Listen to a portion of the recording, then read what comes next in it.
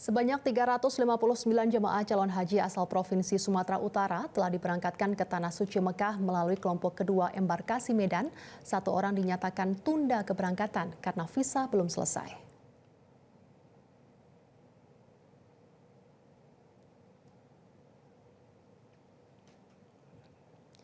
359 jemaah calon haji asal Sumatera Utara yang tergabung dalam kelompok kedua embarkasi Medan telah diberangkatkan ke Tanah Suci Mekah. Satu orang dalam kloter kedua ini dinyatakan tunda keberangkatan karena visa haji belum selesai. Dengan demikian, hingga kloter kedua ini total ada 2 jemaah dinyatakan tunda keberangkatan setelah pada kloter pertama ada 1 jemaah yang tunda keberangkatan karena alasan kesehatan.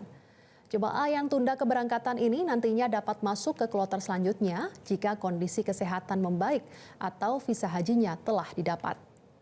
Sebanyak jemaah tertua kloter kedua embarkasi Medan berusia 81 tahun, sedangkan jemaah termuda berusia 19 tahun. Pada musim haji tahun 2025 ini, sebanyak 8.328 kuota haji reguler asal Sumut akan diberangkatkan ke Tanah Suci yang terbagi dalam 24 kelompok terbang.